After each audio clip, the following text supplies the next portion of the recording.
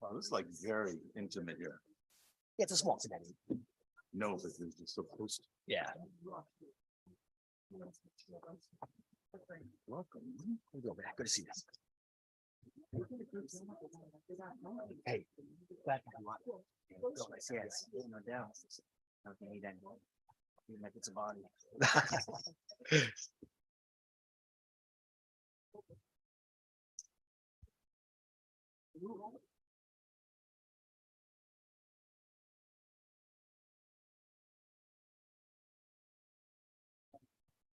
Okay, good morning, everyone.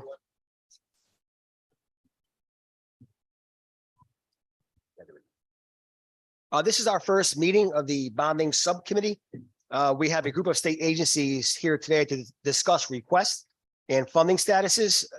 The agencies that are here today are the Connecticut State Colleges and Universities, University of Connecticut, Department of Education. Then there'll be a short break from 12:30 to 1:30. The state treasurer will be here. The judicial part will be here, legislative management, and the state library.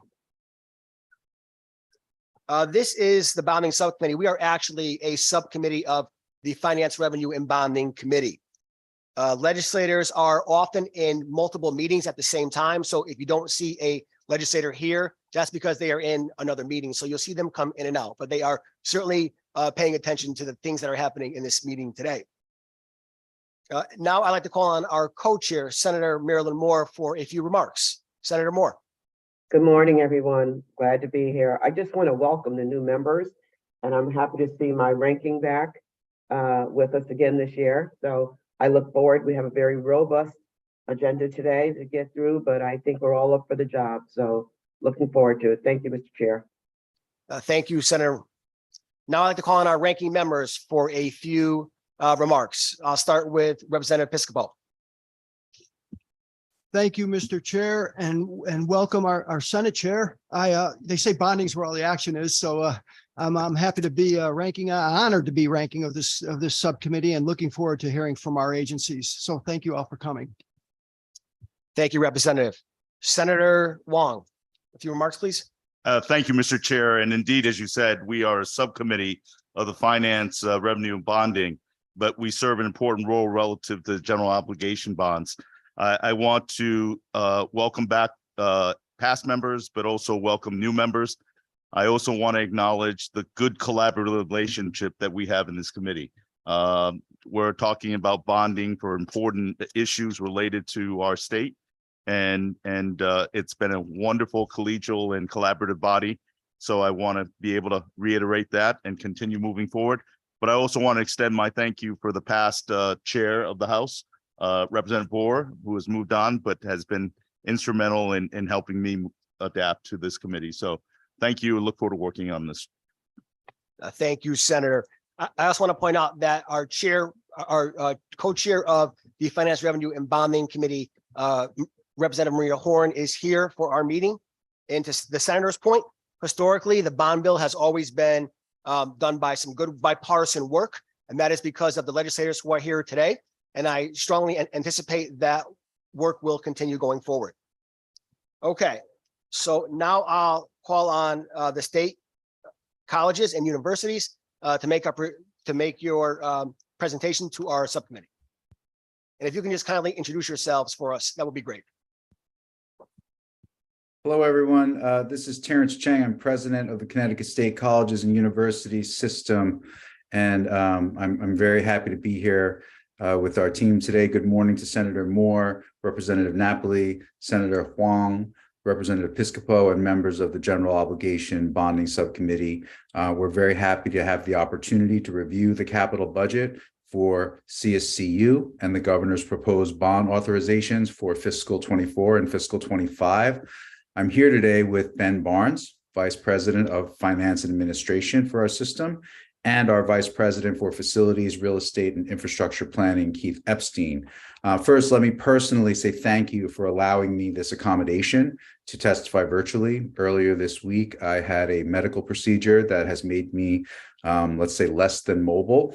And but I didn't want to miss this opportunity to address the subcommittee. So I greatly appreciate the flexibility you've given me today.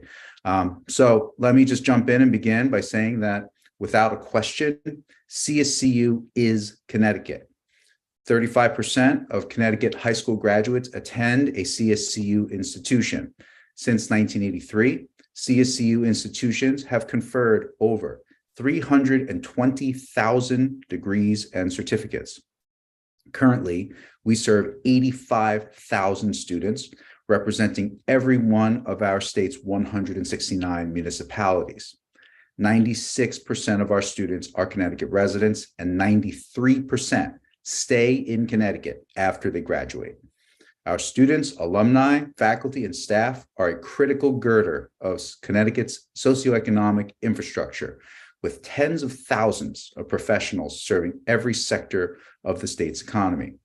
Our latest estimates show that the CSCU system has an $11 billion annual economic impact on our state. So again, without question, we are the state's primary engine of economic opportunity and workforce development, a system of institutions that are inclusive, not exclusive, and we are very proud of that. CSCU manages and oversees 15 million square feet across our 17 campuses and satellite campuses. We appreciate the generous funding from the legislatures and governors over the decades, including the CSU 2020 program, which is currently completing its last building project. But overall, our campuses are significantly showing their age. The weighted average age of CSCU facilities stands at 20.3 years since their last significant renovation. Our faculty and staff work so hard to provide the highest quality education for our students, but we need to make sure they have the 21st century teaching and learning environments they require and deserve. We appreciate the governor's proposed FY 24-25 biennium budget does include some increased program funding for minor capital improvements under our Code Compliance and Infrastructure Improvements program. Unfortunately, the governor's proposal does not include any of the major capital improvement or energy efficiency projects that we requested.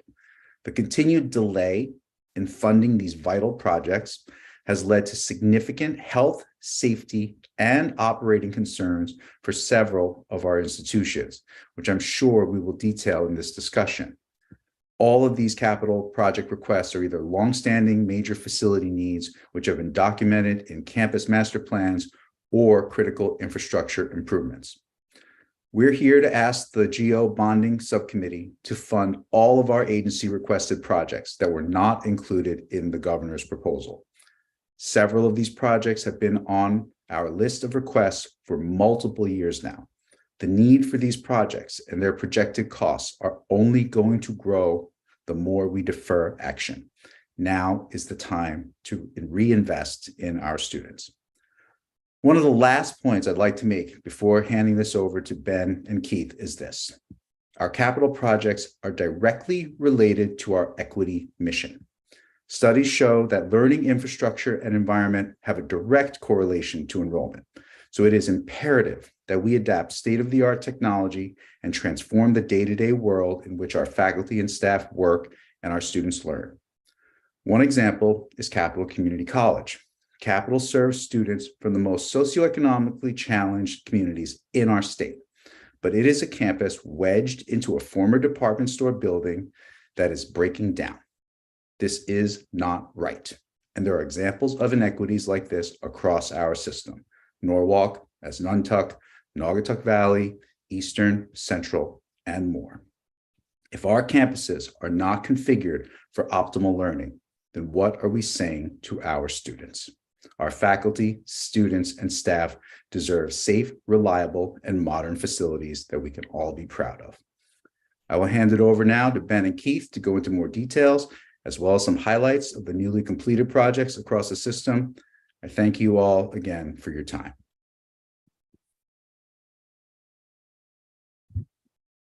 Thank you very much. My name is Ben Barnes. I'm the Chief Financial Officer and Vice President of Administration for CSCU. I'm joined by Keith Epstein to my left and Sean Bradbury, who's our Director of Legislative Affairs. Sean, I'm going to run through a couple of quick slides and then we'll take your questions. But I know that that's the main goal. The principal reason I'm going to show slides is to give you all an opportunity to make sure you have your questions together.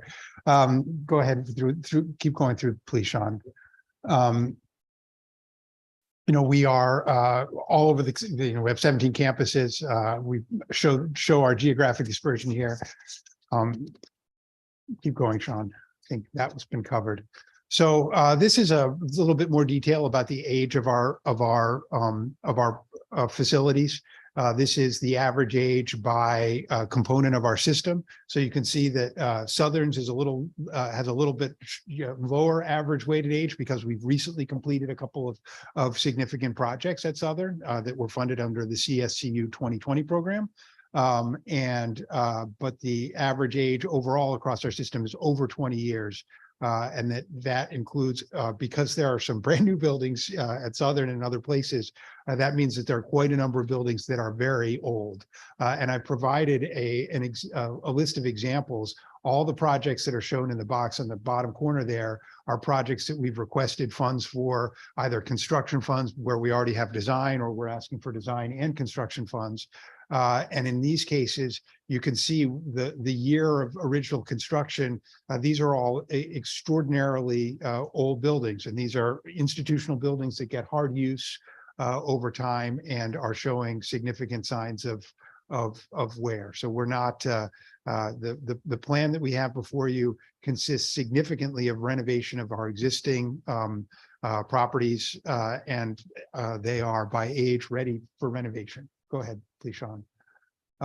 This is just the governor's. This is the font is tiny, but it gives you an idea. If you look at the third and the fifth columns there, those are the governor's proposals, and you can see that while they have provided funding for some of our program funds that are listed at the top of our request, all of the specific project funds have not been included in the governor's proposal.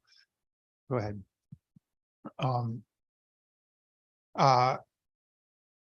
So one of the real concerns that we have with deferring major renovations to our buildings is that these deferrals add costs. So these are some projects that we pulled out that we've been trying to complete for a period, for a number of years. You can see that these were from public acts between 2013 and 2020, and those were when there was a design or construction fund authorized by the legislature. And now I also show the original budget at the time that we received those authorizations based on our estimates at that time and what our revised budget is. And just among these 6 projects, we've seen cost escalation of $32 million between the time that we were originally proposed the projects and had them authorized by the legislature and today. And none of these are able to move forward today because of lack of funding. So the $32 million price tag will continue to grow if we do not address these buildings. All of these are urgent priorities. Many of them are included in the photographs and other materials that you'll see in our packet. We're certainly happy to answer questions about any of them. Go ahead, Sean. The allocations is one of the real problems. I understand that we're here to talk about bond authorizations, and we've been very fairly treated by this committee and your predecessors, some of whom are among my favorite legislators of all time. I thought of Betty Bocas as I came into this meeting, and I remembered her fondly. The average allocations, though, that we've been receiving have come way down during the most recent 4 years, and we are not able to make the investments necessary to maintain our physical plant for the entirety of CSCU. Go ahead. Is that the last one? Oh, so these are just some pictures that they're also included in the testimony. You can cycle through. There are a couple that I want to highlight. These are all from as Nantucket has had major problems with indoor, people have complained about mold and mildew and indoor health issues. There have been manufacturing labs that have been taken offline because of difficult to diagnose mechanical problems and gas leaks. You can see their stormwater backup. The picture on the right is from Western's. With my apologies for the typo in the word waste, which we used the wrong one. I saw that today. You can see that the outfielder standing in the outfield, you're not supposed to have the bottom half of your outfielders blocked when you're looking at them from home plate. We can no longer play NCAA games there because of the subsidence, and the field is not flat. And this is a significant impediment. As you know, at the university level, athletics is one of the main ways that or among the ways that we recruit students and generate an interest in our universities. That's another picture of the field at Western, a couple of other pictures of the field at Western. This is at Eastern, where one of the projects that we've requested that was not funded in the governor's proposal is a new athletic sports center for Eastern. I recently met a young athlete at Eastern who told me that she was a volleyball player, I believe, and that her father came for an event at campus. He was a graduate of Eastern, and he described how he had played and trained and showered in exactly the same facilities that she was using today, which is a touching item of commonality, but also points to the age of our facilities. And you can see the structural walls deteriorating, equipment needs to be replaced, and we have significant environmental problems. Not affecting students, but that make it difficult for us to make any renovations without fully addressing some of those concerns. Obviously, if you've ever been in an athletic, a gym at the University of Connecticut or any of the other state-of-the-art universities that you find around the country, they do not have exercise facilities like the one that you see on the right at Eastern Connecticut State University. This is at Norwalk Community College. Norwalk Community College B-Wing is a project that has been very troubling for us because we designed the project. We went and unfortunately the DAS went out to bid on the project. The bids all expired without us receiving bond allocation to complete the project. The B-Wing at Norwalk Community College, we have classrooms taken offline. We have unsafe and deteriorating conditions in the building. Obviously, the structural roof deck deterioration is extremely concerning to me. Go to the next slide too. As are the ponding on the roof. That's a problem. Obviously, it's not staying on the roof, it's infiltrating into the building. And that's why we have classes taken offline and are concerned about mold and mildew, rendering more of the building unusable for the students at Norwalk Community College. So that's the end of my slide presentation. I've wanted to keep it quick, but we are happy to take any questions about specific projects that we have at your direction. Thank you for the opportunity. Thank you. Thank you very much. A quick question that I have is, what is the current state of advanced manufacturing in our system?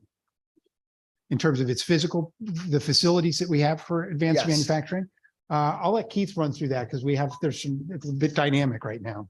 Sure, I'm not sure the root of the question, but we have major facilities at Nantucket, at Quinnebog that are maybe 15 to 20,000 square feet each. Okay. Naugatuck, we have about 7 significant facilities, and I believe 10 of our campuses have programs, our colleges.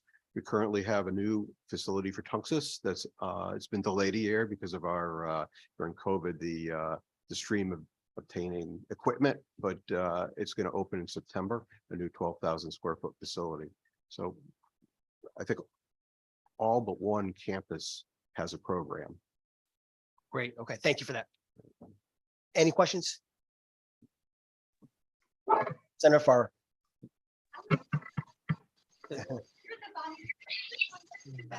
He deferred to you, but You're vice chair of this committee, aren't you? All right, sorry. Okay, thank you for coming. Appreciate it, Ben. I've heard you described as honest to a fault, and I agree with that. So if there's a such thing, but so thank you for coming. I just two questions in the president's opening remarks. He mentioned the proposal does not include important funding, which you've expounded on, capital improvements for individual buildings, for energy efficient projects that you requested. Is that have you sought alternative funds if the governor hasn't seen fit to authorize or request them? No, it'd be an agency requested authorization.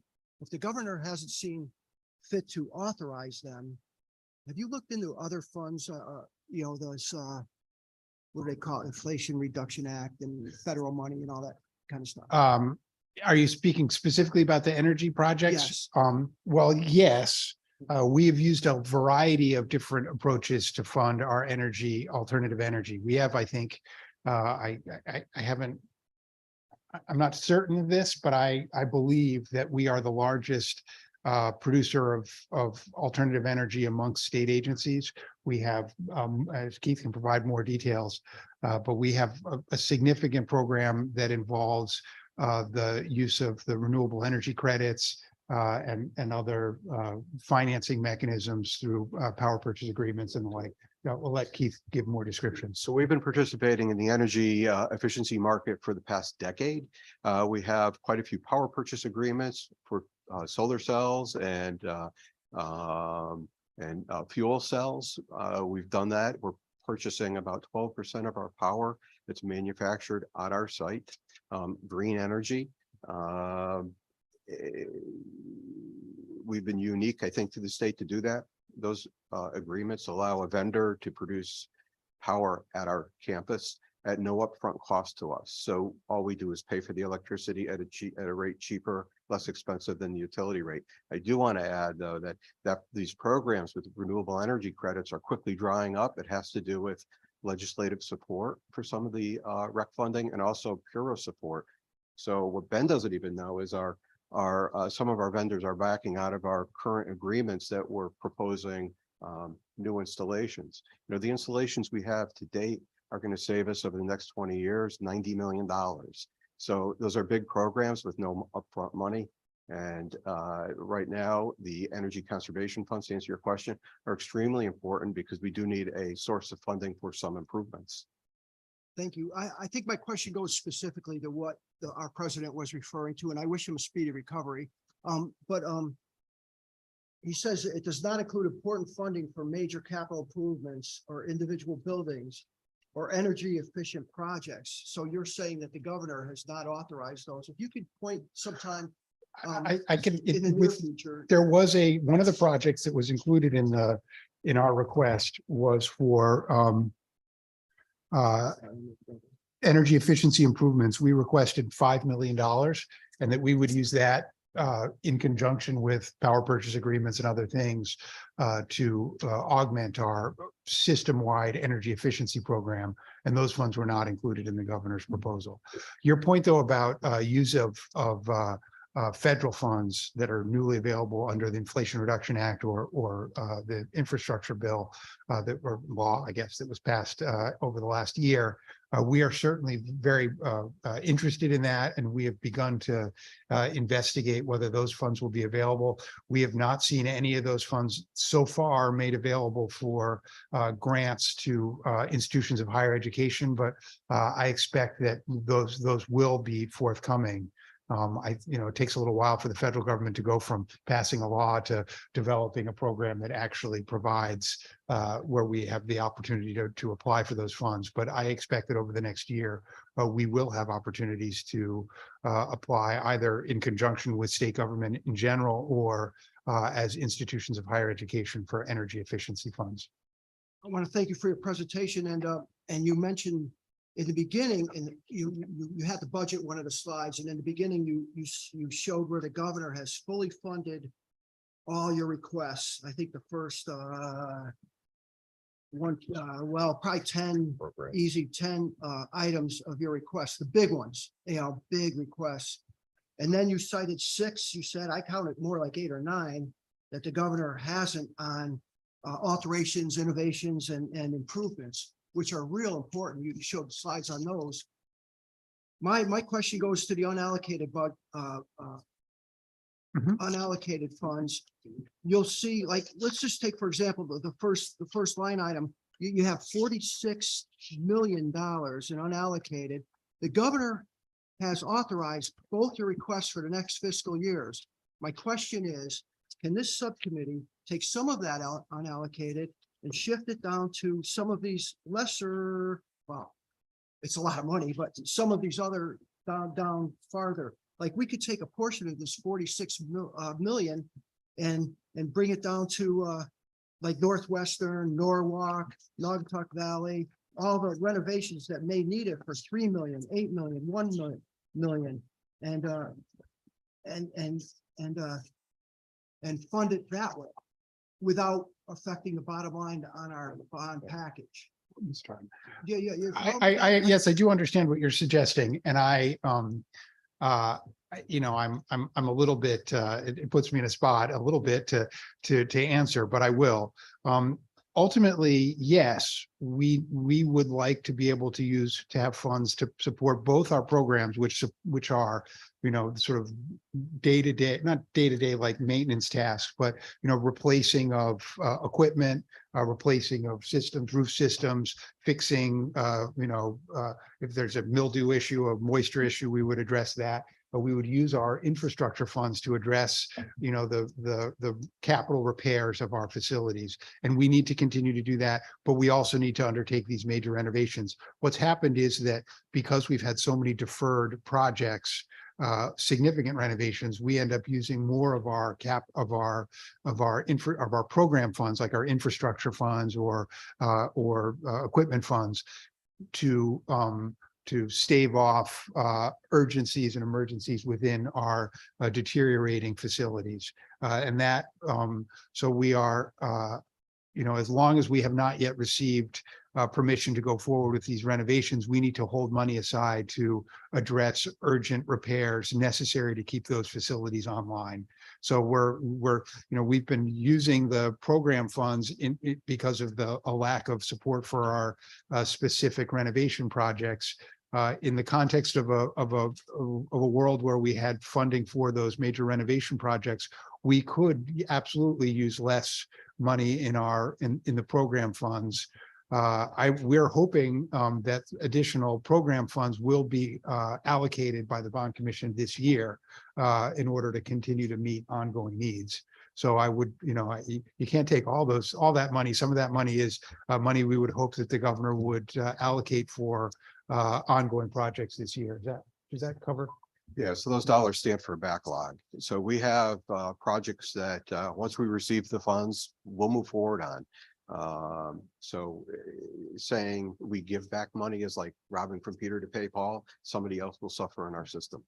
I'm not asking for a give back. I understand. Thank you, guys. Thank you, Mr. Chairman.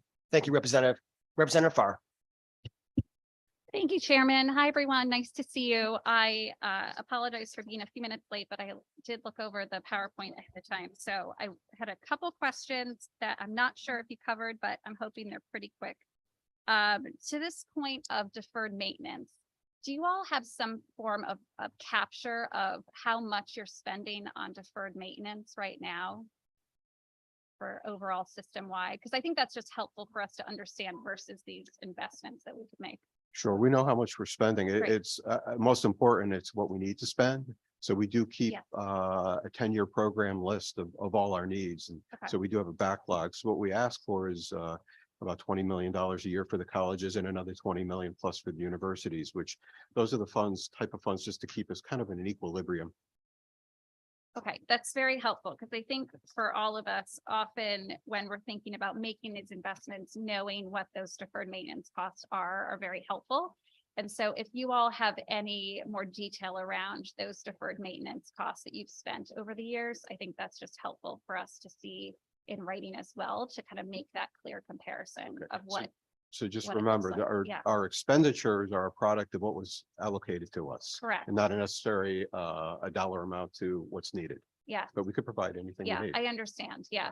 it's kind of the tip of the iceberg, but I think it, again, just kind of makes the point that we are putting funds towards something that, again, is just continuing the status quo of some of these building needs versus the investment that's really needed for them. So that would be very helpful.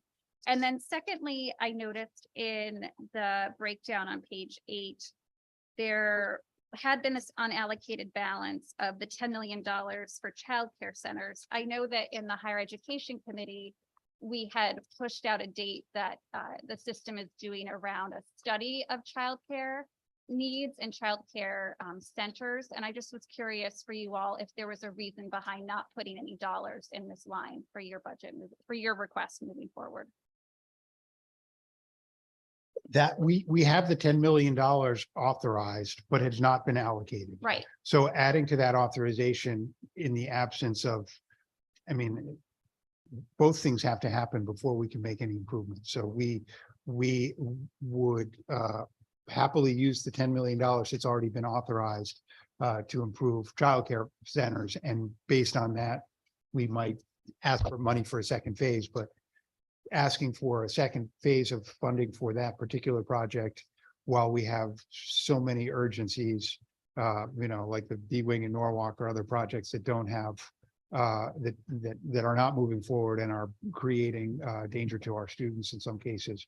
We didn't prioritize that. But again, we do have an existing authorization available to us with bond commission action for $10 million for childcare centers.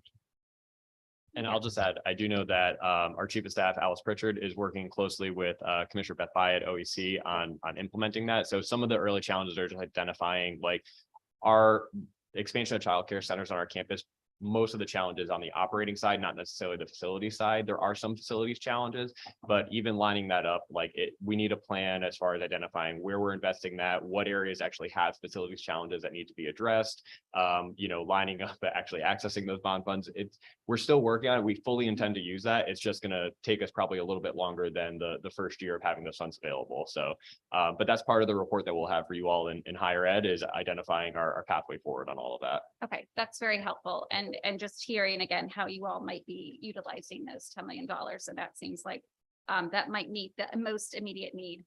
And then finally, I just had one other question kind of following up on Representative Piscopo's questions about the efficient kind of energy efficiency plans. I know one of the things that's come up on the bonding subcommittee prior is there's been a range of agencies over the years who have different suggestions of how they're going to pursue more energy efficiency in their buildings.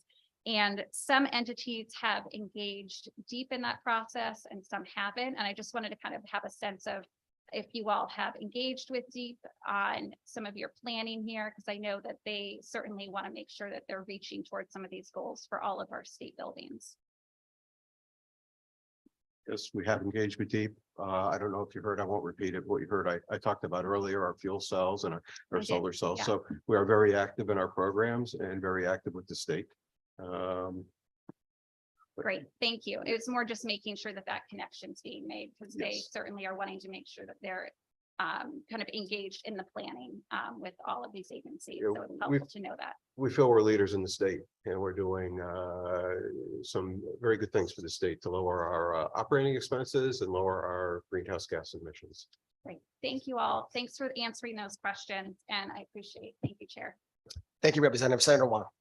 Thank you, Mr. Chair. Ben, good to see you. It's interesting that as I'm reading through this, there are a lot of unallocated funding that dates back to 2017 and 2018. Wonder who the OPM secretary was. I regret not putting those items forward. But let me go through first and foremost, in your presentation, you had a list of priorities in the community colleges and the university capital funding. Mhm. What determined the priorities of 1 through 6? What made you determine which one was number 1 versus what was number 6? How did you go through that Our calculus? priorities are based on, it's not a strict formula of, there are a number of factors that we take into consideration. I mean, first and foremost is the safety of our students and staff and faculty.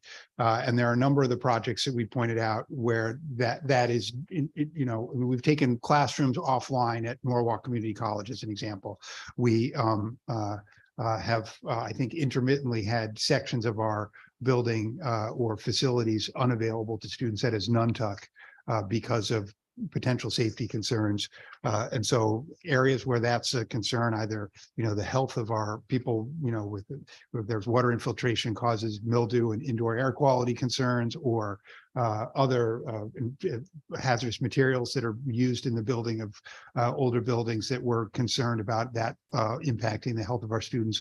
Those are our highest priority. We also prioritize the academic needs of the system. So you'll see that one of our priorities is funding the automotive technology center for Gateway Community College, which is currently housed at a old high school gymnasium in North Haven. And they would like it to be more convenient to the students who attend Gateway, most of whom are in the New Haven area and don't have access to the North Haven as easily, and also to provide more modern facilities. That's because the leadership at CT State and at Gateway Community College believe that this program has potential to serve many more students and to meet and to provide, and it's an area where there is high levels of job availability for people who have the skills to work on cars and trucks. And we want to move into electric vehicles so that we can meet the demand for technicians in that industry going forward. And so that's a priority because, I mean, the facility is older and not meeting its potential, but we see it as an area of growth in meeting the needs of our students and student demand for academic programs. And the third criteria is that we are a system, and we must do everything we can to make sure that the system is, you know, fairly treated, that the students who attend you know, Southern Connecticut State University have good opportunities like the students who attend Central, and that we don't have. I mean, right now, I will tell you, the students who attend Gateway Community College have a much better facility to use than the students who attend Capital Community College, because, you know, Capital is a reused, somewhat inappropriate and deteriorating space, and Gateway is a beautiful building that was completed about 10 years ago and is a showpiece for our community college system. So obviously, we try to focus on investments in the colleges and universities that are not rising to the standards of the rest of the system. So we try to maintain equity for the benefit of our students. I'd say, are there any other criteria? That pretty much covers it: safety, academic programs, and equity amongst our students. And I appreciate that. And it's helpful for us to know what your priorities are and outlining it in a transparent manner. And I think your point being made between the two colleges, Gateway and the other school that is sorely in need, Naugatuck, is it's a equal fairness access for all of our community college students. Are your priorities in sync with the OPM office and the budgetary office? Is there communications in outlining your priorities beyond what you just presented in this testimony? We have timely presented our capital requests to the Office of Policy and Management. And I believe that they have not supported the projects that we included. So I do appreciate, though, that they provided additional funds in the sort of general infrastructure program. Obviously, we would use those funds to try to address as many of the needs in our facilities as we can. But I don't believe that we are fully in alignment, but we're certainly maintaining communication with OPM and have provided them with all the information that you have here today. And there might be a few new pictures they haven't seen yet, but basically we are doing what we can to make them aware of the capital needs of our system. Thank you. And a cautionary tale, I'm looking at the committee presentation on page 11. I want to specifically look at the Norwalk Community College, the unallocated funding that was done in 17, 18 million, and then leading up to the second page on page 12, 28.8 million. Are you looking at the same thing I'm looking at? Yes. Now, the cautionary tale on this is the fact that this was authorized in 17 for structural changes and updates from a building that had not been updated since 1966, as I read your testimony. And the problem I have, and it's a cautionary tale, because in not allocating funding and not doing what is necessary for building maintenance that is so prevalent in many of your proposals here in funding, is the fact that what was initially a $22 million project in 2017 has now increased to 28 million because of material and construction cost. And I just maybe want to say out loud that it's a cautionary tale. Maintenance and physical building structure is important because you have shown some very compelling and just embarrassing photos of our physical structure for our students that is symbolic of our state's education system. And deferred maintenance leads to these kind of deterioration. So I appreciate your presentation, and I'm going to look very, very hard in regards to physical maintenance updates that is sorely needed, because any deferred maintenance will only compound the cost and ultimately increase the cost, but also put students at risk. So I appreciate your presentation, but I just wanted to point out, this is one example. Money that's been allocated, but it's not been released, literally 5 years ago, has now increased the cost significantly at a cost and risk to student present at the school and potential future students coming into our schools. You know, we talk about, you know, community college enrollment drops. I think part and parcel, if a student and their family comes and look at these schools and look at that physical structure, they may look at different alternatives. So they all go hand in hand. But I want to thank you for your presentation. Thank you, Mr. Chair. Thank you very much. And Senator, I just want to add to that, specifically for that Norwalk project, that is, I know, a top concern for CEO Cheryl Devonish down there. I was walking through that B wing the other day with her, and she was mentioning, you know, the students who go to schools in Norwalk public schools that are in early college programs, dual enrollment programs. You know, they were talking with folks from the Norwalk system, and they're like, isn't this great? We want them to come to Norwalk that they can see what it's like to be in a college environment that actually looks like a college and feels like it. And we get to walk around in the B wing, and it looks like an old middle school. And you have 4 of the largest classrooms in that building are offline right now because of those deferred maintenance issues. And you have leaky ceilings, you have these kind of jerry-rigged, you know, systems to catch rainwater. And that's what we're showing our students. And to exactly to your point on enrollment, if that's what we're showing them as the experience that we have in our buildings, I don't know many students that are going to look at that and say, you know, I would love to go there. So deferred maintenance is not just important, you know, for the health and safety, but exactly like you pointed out, in making sure that our students feel like this is a place that is invested in, that is a quality learning environment that they want to come to, is critical. So would love to take you on a tour of the B wing anytime, right in your neck of the woods. So I've seen the B wing, I understand, but my example of the cautionary tale applies to all of our community colleges. I just pointed out that the cost increase for defer, and I think it's a commercial cliche you hear, right? You either pay me now or you pay me more later. And unfortunately, that's exactly what we put the state of Connecticut in, because you're not going to walk away from the responsibility, and timely and regular maintenance and updates to our physical structure is critical. In addition to the other important things that Representative Ferreira said, you know, we want to be able to create a friendly ecosystem, but physical structures first and foremost, because we want to ensure the safety and the quality that's represented in our school systems, in addition to the academics. So thank you, Mr. Chair. Thank you for the indulgence of time. Thank you, Senator. Any further questions? Thank you, Mr. Chair. Representative Veach. Yes, I do have a general question to ask, and I know that the senator touched on this. Do you see an increase in enrollment in the community colleges or university, the state university? Or do you see a decrease in numbers? There's been I a mean, general overall.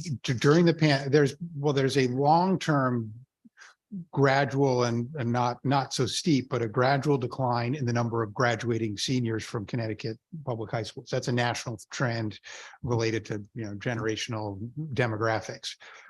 So that is one area that has harmed our enrollment. And because we are less selective, we are open enrollment institutions at the community college level and significantly open at the university level as well. institutions with that are open enrollment have seen the most steep drops in the number of students coming out of high school who attend, because obviously more selective institutions are able to adjust their selectivity to maintain full classes. So that's one phenomenon. On the other hand, we serve lots of other kinds of students as well. We serve lots of adult learners. We serve lots of people coming back to school, people looking for certificates or other credentials to help them advance their careers. So those are areas where we see real potential for growth.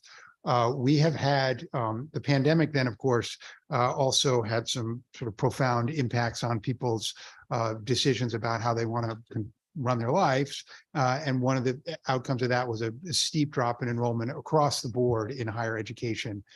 We have begun to see our enrollment level off, or in some preliminary ways begin to show signs of recovery at our institutions. So the universities, some of them are up and some of them are down a little bit.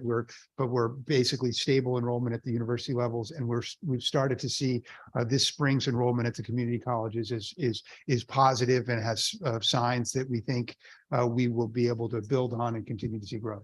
And I'll just add to that, we're being a little coy on the enrollment on the colleges right now because we haven't released some of the census data that we have for the spring semester. But needless to say, there's going to be some good news that we'll be having out shortly that has a breakdown of not just of some of the positive news we've seen in overall enrollment at the colleges, but in terms of new students coming, student retention, and bringing back stopped out students. So we haven't released that yet, but I will definitely share that. This will be out momentarily, and I'll make sure you have a copy of that report. Okay, I thank you both for your answers. Thank you, Mr. Chair. Thank you, Representative Doucette. Thank you, Mr. Chair. Good morning, gentlemen.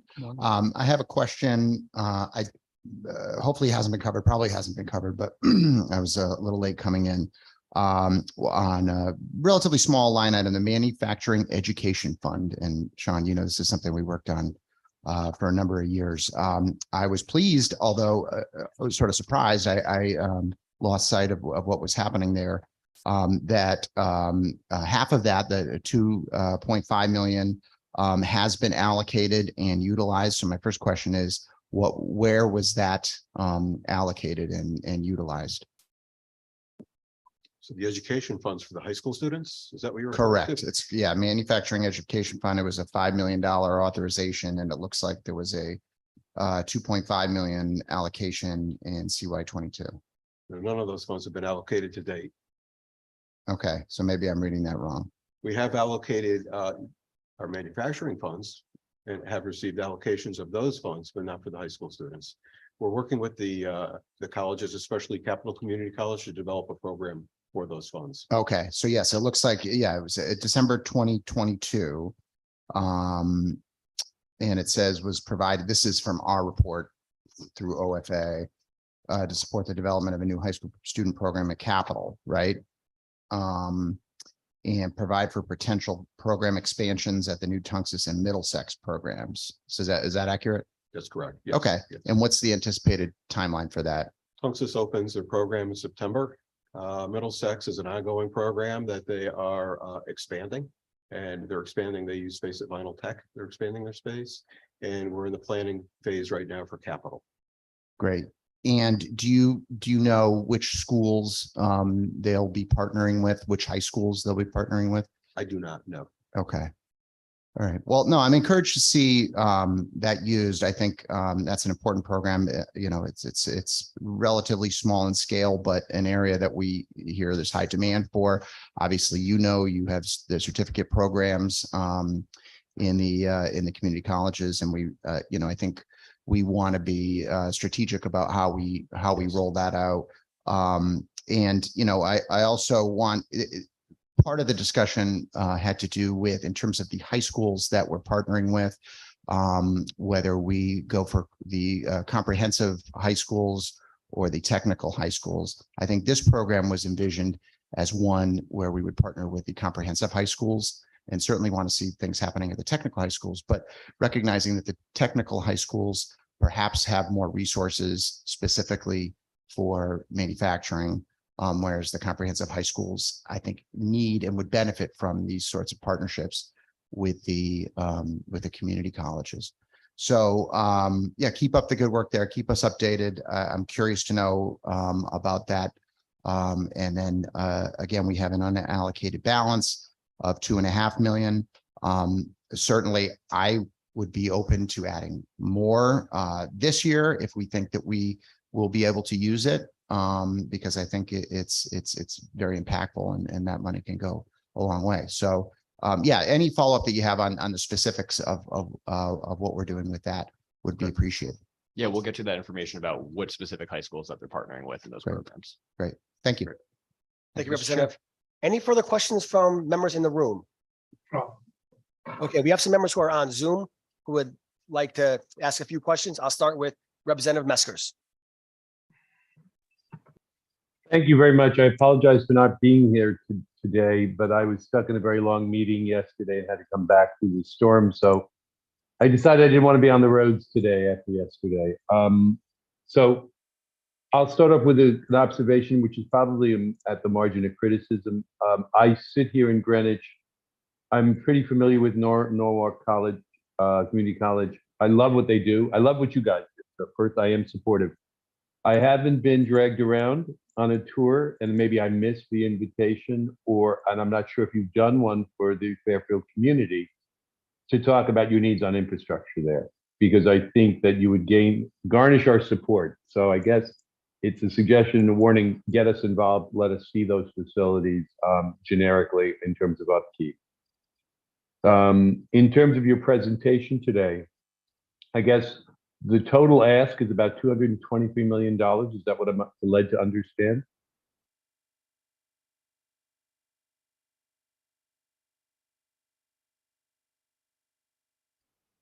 Our requested authorizations for fiscal 24 were $235 million. Okay, so I was off by 12. I'm doing it from memory. That's not bad. 212. So what would be helpful in trying to figure out the analysis and the priorities is it would be to know what your ongoing maintenance, repair, CapEx on an annual basis would be, and whether or not it would be reduced. Because what I understand now is you're sweeping money in to patch, repair, maintain buildings that are at some level either falling apart or poorly maintained. So I'd like to know what the CapEx for maintenance would be if you got that wonderful sum of $235 million, right? So that's part of my budgeting process, figure out what are we draining in maintenance and CapEx that would be resolved with the regions. So that's to be the financial aspect. The other financial aspect, it would be helpful to know what the comparative is against state university systems in the United States, both on average life, which helps to a certain extent, because obviously we're dealing with new versus old versus median. So some analysis of like how far are we in the maintenance versus our competitors because we want a premier institution. So I don't know, are we at the bottom? Are we at the middle? Are we at the top in terms of the conditionality of our public universities versus other public universities, being specific? And then a lighter commentary on private institutions would be somewhat helpful. But I don't think any of the private institutions have the scope that a public university system has. So I would probably say stick to public. It would help us. Like, are we doing a great job? Are we doing a mediocre job? Are we doing a good job? I think Representative Piscopo made a good point. What would be helpful as well would be, and what I'd like to ask is whether or not you have a grant writing office. Because I guess if I tell you that as an academic, you can tell me there's a bunch of grant writers for grants for programmational work at the university level, particularly at UConn. What I know is if there's grant writing work both through the state and through the federal government, as it was alluded to in the Inflation Reduction Act, the infrastructure, but other programs. And if we've been proactively looking at earmarks from the federal government working through. So I want to make sure that we're on an ongoing basis applying, looking for grants for infrastructure that may apply. On the energy side, I heard you resourcing very heavily. State dollars, power purchase agreements, solar credits, et cetera, that we issue through DEEP. I want to make sure you're doing the same thing at the federal level on the energy efficiency. Because there. And I think the persons who are involved, as I've been told, I believe it's Mark Fountain and Steve Nocera are the infrastructure czars, if you will, on the Inflation Reduction Act. And I'm hoping we get some capability across state agencies to look at that. So those would be like a long-winded shopping list of where I am on trying to figure out what you want me to do and how much we're going to be able to allocate to that. Thank you for those suggestions. We will, I mean, we certainly do have grant writers on staff, and I don't think anybody's exclusively a grant writer, but there are a number of folks who have grant writing as major elements of their job, and Keith is among them in this particular area. But we certainly are take the suggestion. We will reach out to Commissioner Boughton and try to see if the state has any access to federal resources from the Inflation Reduction Act that may be helpful to us. In terms of the reduction of capital, with CapEx, there's sort of two ways that I see this. There are the program funds that we use. Often when we don't have a project supported, we end up using program funds to stabilize a building or whatever, or what have you, make urgent repairs while we await action on a full renovation. And we also have expenditures, just operating expenditures for facilities maintenance, and we'll try to provide you with an estimate of the impact on both of those full support of our program, of our project funds requested. And then Thank you. question about a tour. I don't know if we've extended an invite, but I'll be happy to work with CEO Cheryl Devonish down at Norwalk. We'd be happy to give you a one-on-one tour of the facility there. Make sure you can see the need there, especially with the B wing and the challenges that we've had with that. And as far as like earmarks, I can tell you firsthand, I've been working aggressively with our campuses on the deadline for congressional earmarks, which some of our offices are either Friday, some of them are Monday, and others this week. We are aggressively pursuing all options on federal funding that we have available to us. So thank you. And Mr. Chair, could I ask one more, or am I out of time? One more quickly, please. Thank you. Okay, good. And I would hope that there'd be at some point future conversations with me on commerce in relation to the same question that Representative Doucette was asking from a different point. He was asking for high school and subsequent training. I hope we're engaging in the business community to look if we think there may be population changes in the out years, that we're looking at some of our facilities not to give them away or rent them out, but to become holistic in terms of some locations that would be suitable for manufacturing, to be able to become centers of manufacturing excellence with a private public partnership with some of the major industries in the state. Thank you for your questions. Representative Yacarino. He was with us. Representative Yacarino, are you still there? Okay, we'll move on. Representative Baumgartner. Yes, thank you, gentlemen, for your presentation. Enjoy learning about all the great things happening at your universities. Certainly, I also want to give a shout out to my baby sister who attends CCSU as well, and I'm very much appreciative of the continued investments you have made in facilities. I know we're talking a lot about deferred maintenance today, but I think it's quite obvious you have invested in your facilities over the last few decades, and certainly your students thank you, but still, I got some work to do. A lot of my colleagues today have highlighted the importance of manufacturing. Just as someone who represents Groton, obviously now having the largest private employer in the state, and a great need to continue to develop our manufacturing pipeline initiative. Thanks to the great work of Congressman Courtney, previous administration, and this legislature, we have gotten really the lion's share of funding for those dollars located in our area for workforce development. And so my question is kind of in light of what Representative Doucette asked with respect to the specific manufacturing capital projects I've done in the past. Case in point, in Groton, the Three Rivers, MAC, the Manufacturing Apprenticeship Center, is sited at the Grasso Technical High School. Although it is a program operated by the state college system. I would argue that it's a facility that is heavily utilized, not just by Three Rivers, but also the high school and many other organizations. And so my only question is, what can we do to ensure that those facilities that we have put many dollars in aren't, kind of meeting its kind of useful life earlier than expected, in large part because it is so heavily utilized. And as a result of that, should we start thinking about scaling up or creating other centers akin to that elsewhere in Eastern Connecticut to meet the rising demands?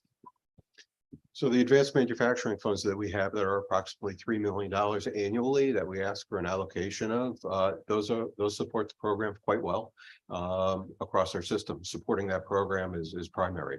And just to note, for Three Rivers, I have another meeting this afternoon about expanding their advanced manufacturing program to further support the supply chain in related to electric boat. All right, and look forward to following up on those topics. Thank you again for this presentation. Thank you, Representative. And our last question is Representative Palio, who is on Zoom. Thank you, Mr. Chair. Thank you folks for being here today.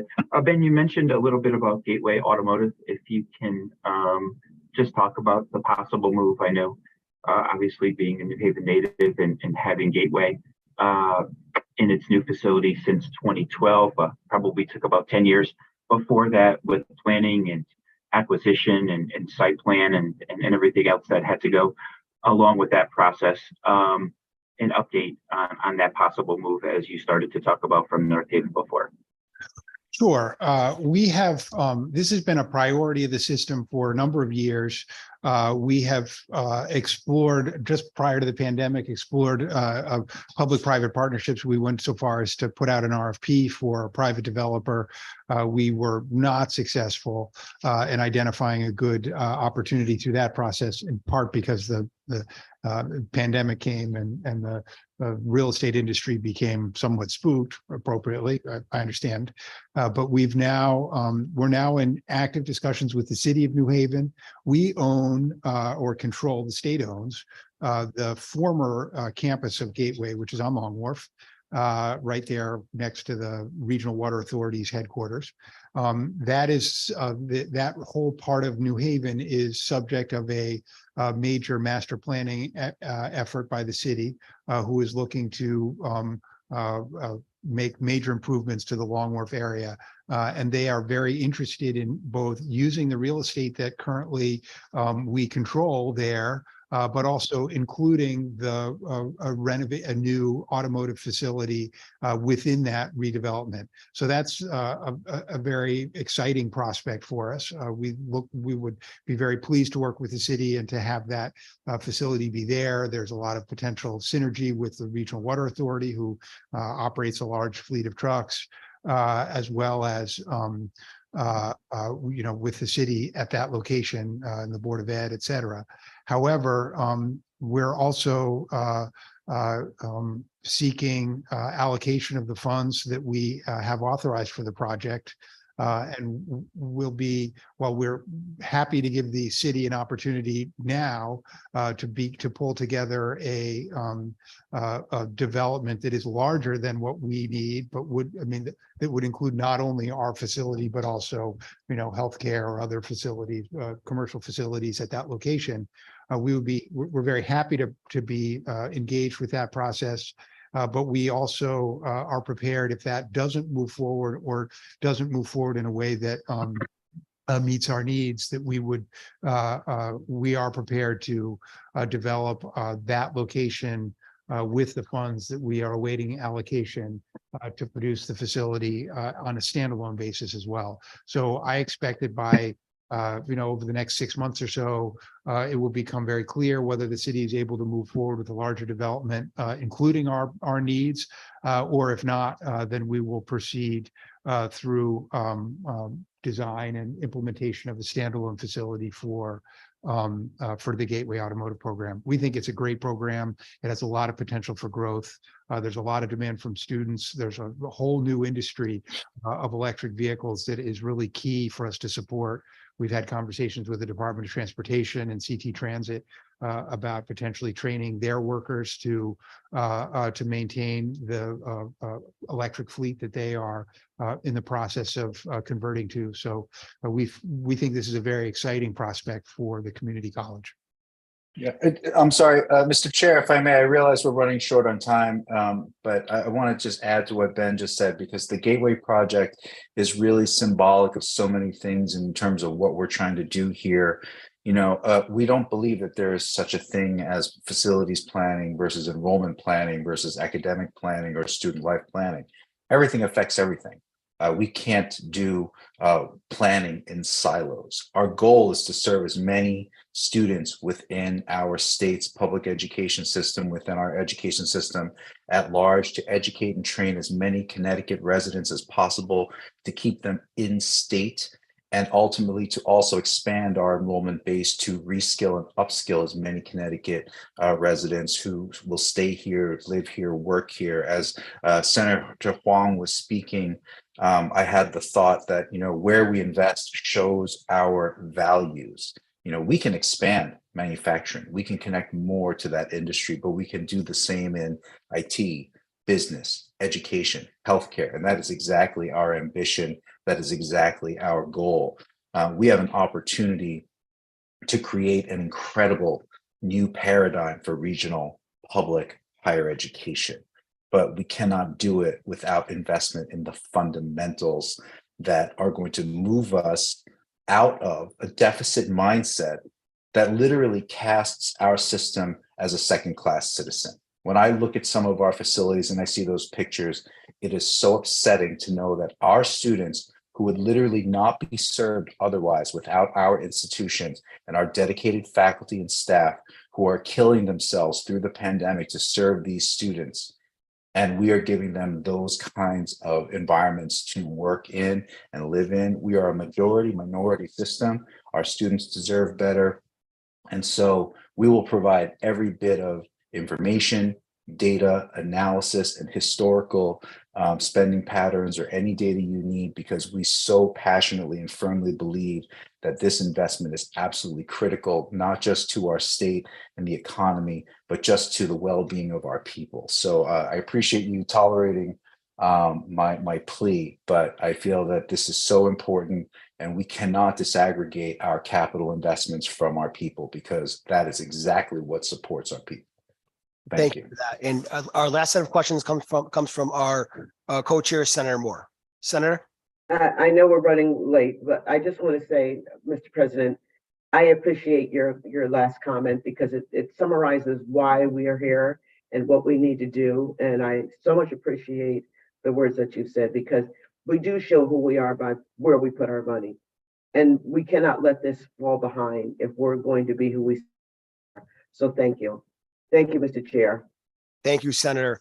President Chang and your staff, thank you so much for being here with us today. And thank you for always being so responsive to our members when they have questions and follow up. And we look forward to working with you on the future. Thanks again. Greatly appreciate you. Thank you so much.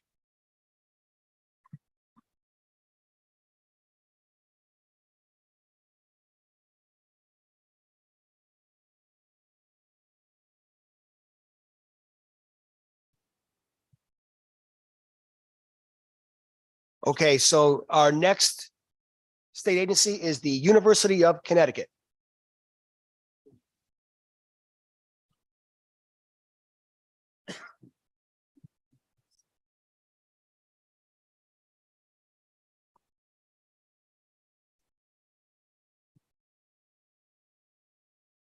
Madam President, if you can just kindly introduce your team with you today, and you may begin. I appreciate the opportunity to present.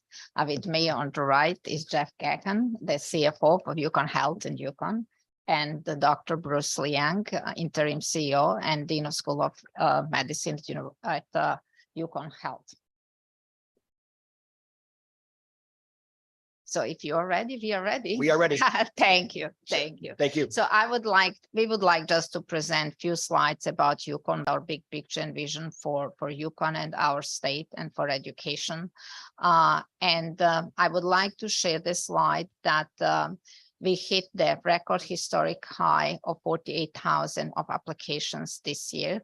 And last year it was 43,000. So you can see that we are constantly on demand, and that comes because of the quality of education that we provide, but also because of the state investment into UConn and what the legislators as well as governors since UConn 2000 done for University of Connecticut. We are planning to increase our enrollment between 3% and 5% this year.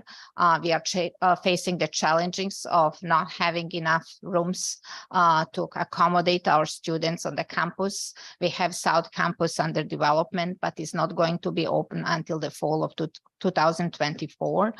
We are also having the challenges with mental health, where we have to provide significant investment and support for our students.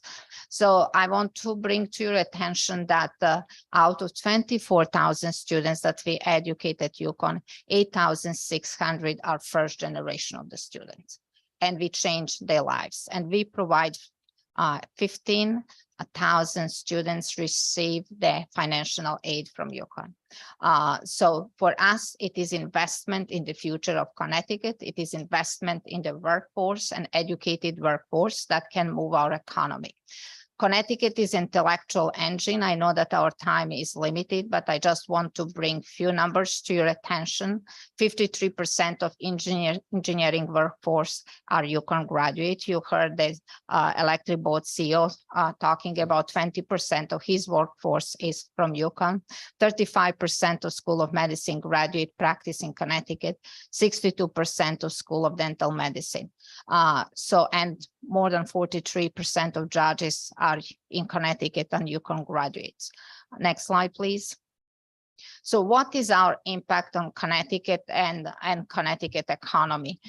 It's a 4.9 billion. For every dollar invested in UConn, we generate 94 cents. We support 31,941 jobs. 12,000 of those jobs are at UConn employees, and 90,000 are induced jobs, either through the research grants, through support from constructions, through different services that we provide across the state. Next slide, please. So because of significant investment in the infrastructure facilities at UConn, we had been able to support through the School of Engineering Industry Partnership Building Technology Incubation Program many companies. The Innovation Partnership Building was opened in 2017, and we helped 69 small and medium-sized companies to survive in the last 3 years during the COVID time. And we done that for free through our simulation center, through our prototyping center. So if we think of the manufacturing in Connecticut, 80% of manufacturing are small and medium-sized companies. And because of significant investment that was put in the UConn and infrastructure, we had been able to help as many as we do. We also create the jobs. Our faculties and students start the companies, and in technology incubation program across the street from UConn Health, we have 71 starts up.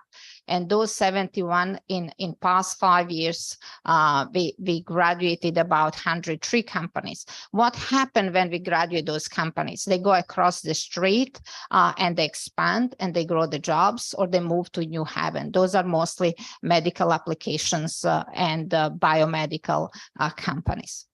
Next slide, please. So our research has been strong. In last 3 years, we had been over 300 million in the research, and significant part of that research is coming from the School of Medicine, 96.4 million.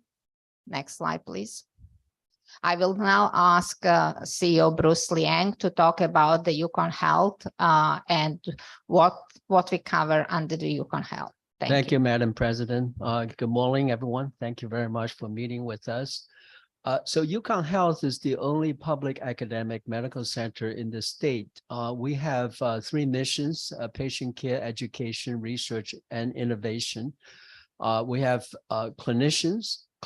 They're not just clinicians seeing patients, delivering top quality care.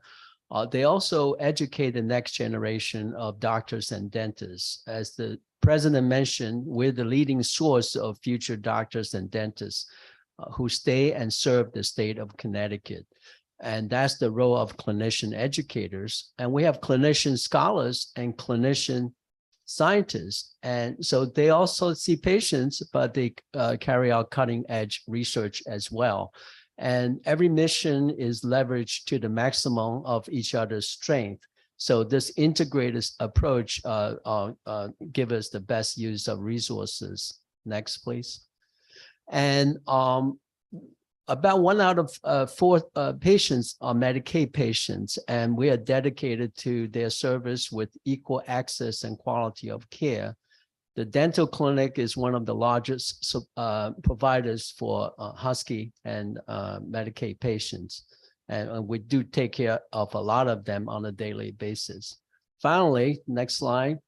We've been able to grow clinically. This is the revenue since 10 years ago. And I think the reputation is gaining stronger. Just one point about the reputation. Once again, we are listed among Newsweek 500 best hospitals in the US and 27 other countries. Only one of the 4 or 5 hospitals out of the 27 in Connecticut had this honor. And we're very pleased with being included in that top rank group. And so with that, I'm going to turn it back over to Jeff. Yes. Thank you. Good morning, everyone. I just wanted to go through 3 points. I'll go through 3 slides quickly to focus on what we currently have in our authorization. And then next would be what is actually outstanding. And then finally, what the request is for fiscal 24 and fiscal 25. So on the package that we did submit, there is this information on slide 12. So the UConn 2000 program, which is one of the major programs of the bonding initiatives across both UConn and UConn Health, you'll just see in the chart here, we are in phase 3. So phase 1 and 2 have been completed, and in phase 3, 21st Century UConn and Bioscience Connecticut both have been completed, which leaves us really with next gen CT. And UConn Health did 2 years ago get $25 million in deferred maintenance dollars added into that phase 3. But if you go to the right, out of the $1.8 billion that is in next gen, you'll see there's $151 million that remains basically active that we are working through. And you'll see from that, it actually goes ending in fiscal year 27 with the final $9 million left for UConn 2000. So in addition, though, I just wanted to note UConn Health did get $25 million in DM in the UConn 2000 program. This year, we actually also got $40 million in deferred maintenance in fiscal 23, but that went through the bond commission and is a separate bonding authority than UConn 2000. So if we can move to page 24, I believe. And at the end, page 24, we just wanted to make a note of the faculty innovators. This is the Innovation Faculty Hires and the Entrepreneurial Ecosystem Initiative, which was PA 21-111. So this included $46.1 million over 5 years. Just of note, this has not been approved. It's currently still outstanding. So the program is on hold until the bond commission actually takes it up, and approval on that authority would move forward. So it is outstanding at this point in time, but there's been no activity related to those funds. So finally, if we move on to the last page, on page 25, just the current year capital requests that we did put in for both UConn and UConn Health. So on the top line, we actually did put in $320 million, so $25 million in 24 and $295 million in fiscal 25 were requested. And this was a combination of the demolition of the current Tory building, and then building a new, what we would call Science 2, to actually replace some of the teaching in lab space in Torrey would be under this new creation of a new building. And then for Yukon Health, just a continuation. Again, Yukon Health has about $300 million of deferred maintenance items that we actually have listed on our ongoing plan. So we're requesting $33 million basically a year to tackle that backlog of deferred maintenance items as we move forward. And that was broken down to $30 million for DM and then $3 million for IT technology and security and equipment for that. So that was $33 million for each year. So we are very thankful that the governor actually included the Yukon Health portion, the $33 million in the budget for both fiscal 24 and 25.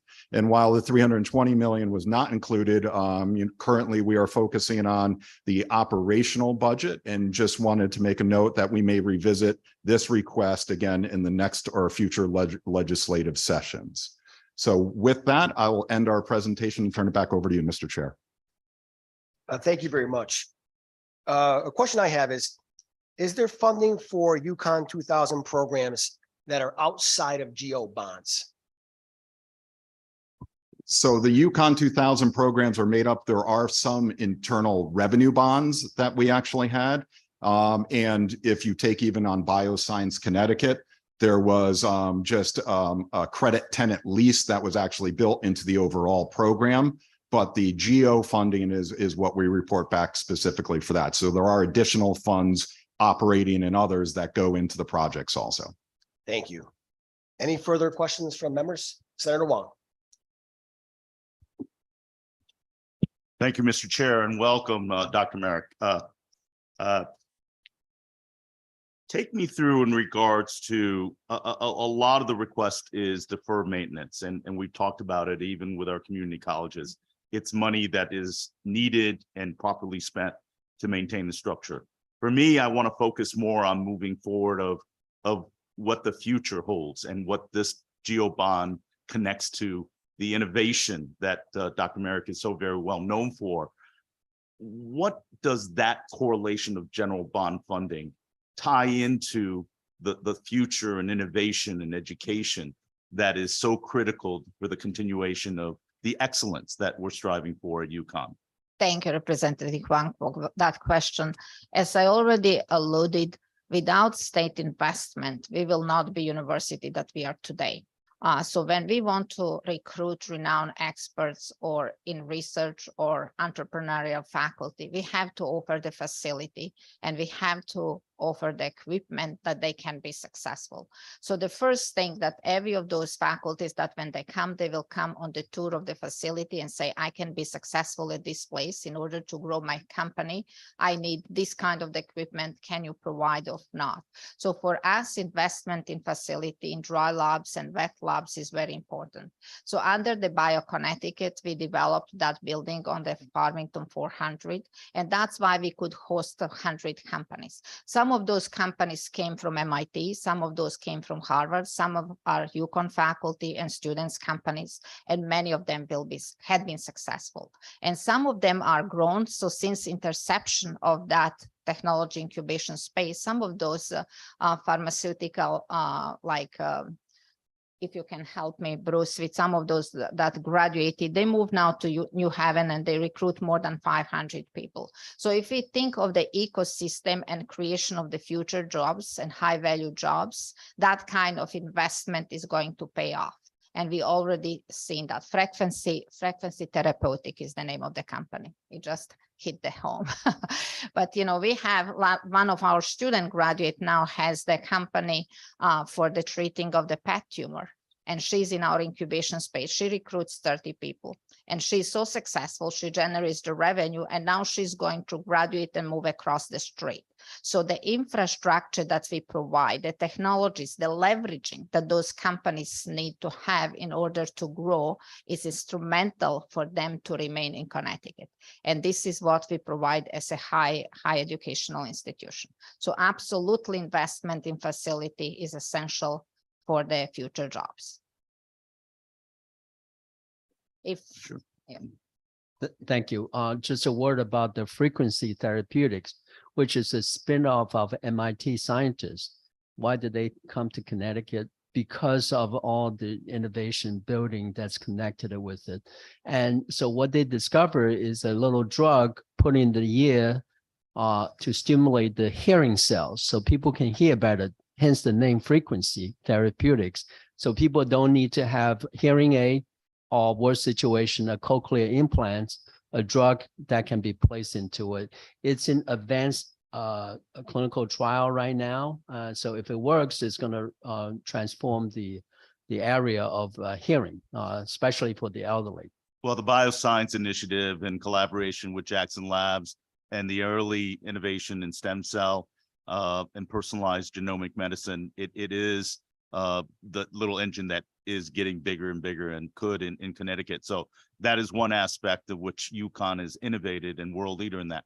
But through you, Madam President, can you elaborate a little bit more about your expertise and how that kind of leverage can tie into renewable energy, the collaboration with Pratt & Whitney going after the Federal Infrastructure Fund in regards to the new hydrogen engines? And the second aspect is one of the physical infrastructure improvements is to focus in on STEM education. Dare I say, at the expense of other schools, excellent schools in our state. Engineering is a preeminent major, and you deliver a lot of engineers, more than any other schools in the state. Can you talk about these two areas, renewable energy, innovations in that, and STEM technology? Absolutely. Yes, I will be more than happy. So I was recruited to Connecticut 30 years ago when state provided the funding for eminent faculties in clean energy. And that was a state initiative, and they reopened position and look all over the world who are the people to come. The reason that I came to Connecticut is Connecticut has a tradition of being the leader in the world when it comes to clean energy, starting from Hamilton Standards, UTC Power, just to name few, Proton on-site, fuel cells energy, and many of those that I worked in the past. So I knew that Connecticut has that leading edge when it comes to investment in the clean technology. The issue is so complex, and it is going to be portfolio of the technologies that are going to help us to get out of the climate change issues. It's not only one technology, and there is not going to be transition without investment in improvement in transmission. And we work very closely with Eversource Power, with Pratt & Whitney and other companies in order to help them through that transition process, through innovation, to thinking about the storage components, because when you have the wind and solar, you have to store them. You have to know how to transport energy without losses. And then, what is that comprehensive portfolio in education? And one of the things that we started at UConn is the Climate Venture Studio, where we put the seed funding from the venture capital, City Next, and UConn to innovate.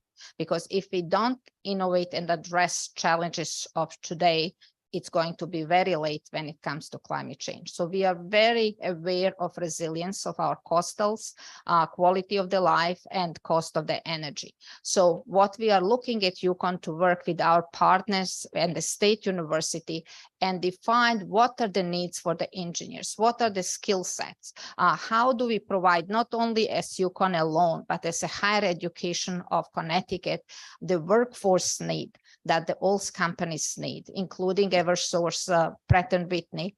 The project with Pratt & Whitney is a part of proposal for the hydrogen hub investment from federal government of $8 billion to build 6 to 8 hydrogen hubs across the country. The most difficult to decarbonize is aviation sector, and this is about using the hydrogen as a part of this fuel stream for aviation sector, where we are expecting that Pratt & Whitney is going to be winner of that grant, and that we are going to lead not only in the country, but in the world when it's come to decarbonization. Thank you. You are obviously well known and a professor in that area. I'll be very quick in respecting other speakers. There's going to be criticism in regards to inefficiencies and cost overruns of running the university. You're going to get that feedback. But given your experience, I think from abroad in Japan, education is not a finite numbers game. It is about innovation, creativity, and the luring of the best faculties of the world. I don't know how we can facilitate when we look at bonding and budgeting, but we can always do better in regards to cost containment.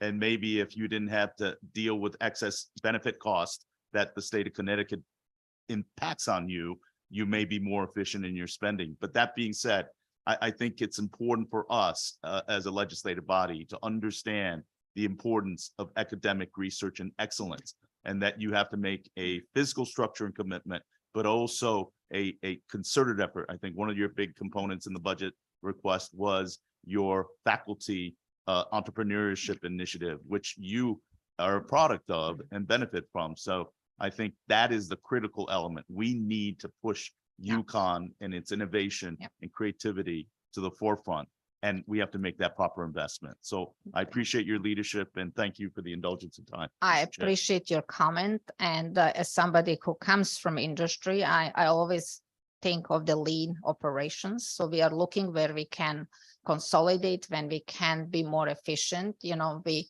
consolidated by putting Jeff to be CFO between UConn Health and UConn, to have one CFO to look all the books, to look where we can leverage, when we can improve efficiency. So there are the things on our part that we are going to do, and we are going to report to you. But I think you touched the point of creativity and entrepreneurship, because those are the jobs that don't exist today. And those are the jobs that we are going to create to propel our economy. And what we want with the higher education of Connecticut to be engine of the growing economy of Connecticut. Thank you. Thank you. Thank you, Senator. Representative Farr.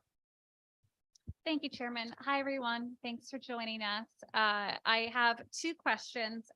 First, I just want to acknowledge and I appreciate the context, again, that you all shared in your slides, because I think it really hits home, similar to our prior speakers from our CSCU campuses as well, that we know the more that we keep students in our state, the more likely they are to stay here and to be a part of our state long term. And I know one of the areas you've been so focused on is increasing STEM majors. My good colleague, Senator Wong, noted the engineering growth in the program, and I know you all have a great record of high numbers of women in the engineering program. And I hope we can get to a place where women are over 50% of that engineering program at some point.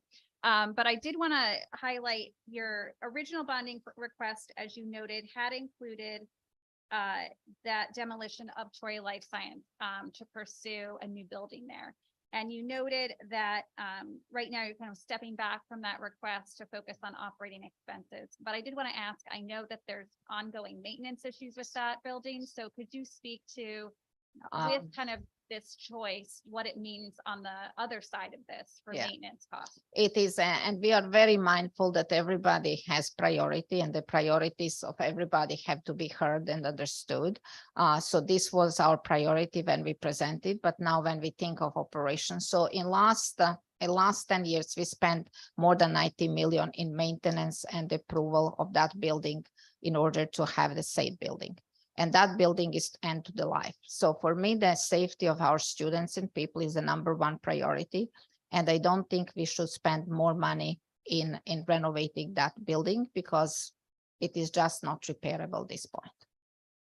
Thank you for that. Yeah, I think that's very helpful, because again, similar to our CSCU colleagues, you know, we have to be thoughtful about how much funding as a state that we are putting towards just deferred maintenance, rather than the actual cost that it needs to truly update these buildings for the investment of their livelihoods long term.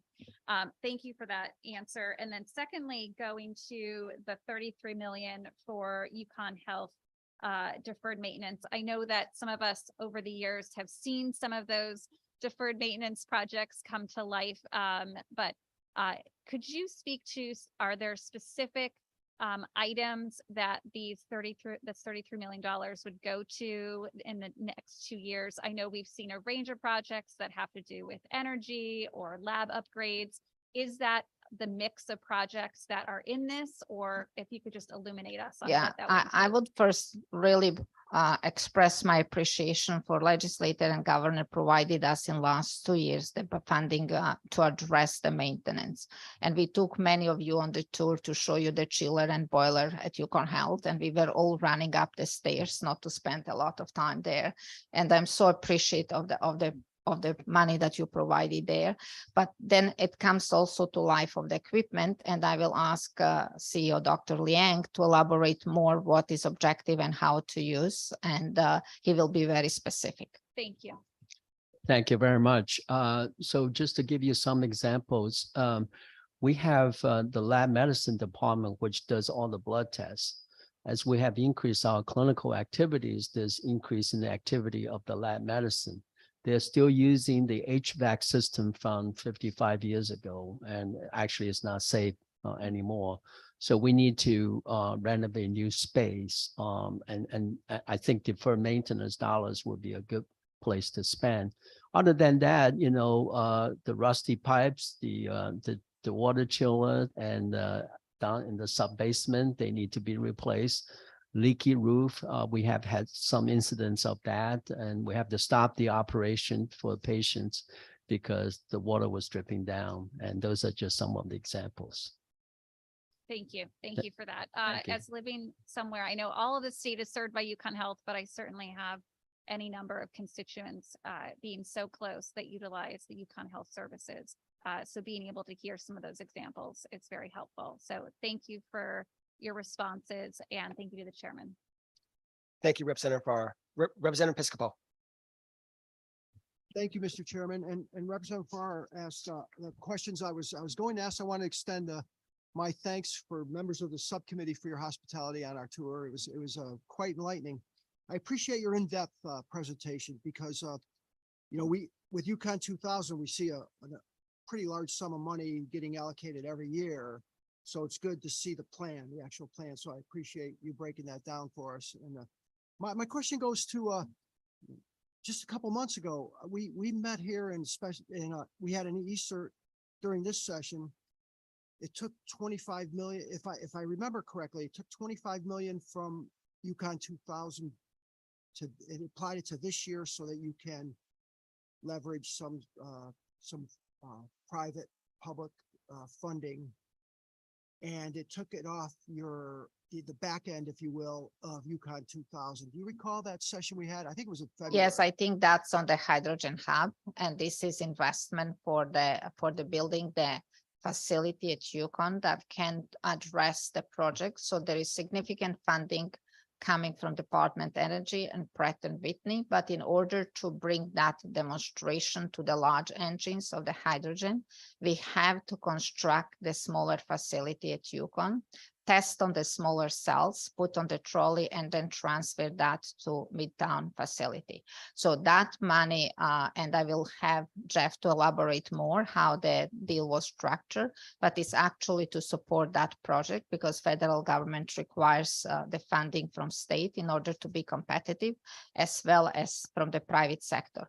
And this is really not the research project or innovation project. This is technology demonstration and deployment for the large engines, but in order to be tested in the large engines, it has to be tested on the smaller cells. Yeah. And that testing will happen at Yukon, and we are going to leverage across the street on the IPB building and using some of the equipment there to test before we put in the large engine.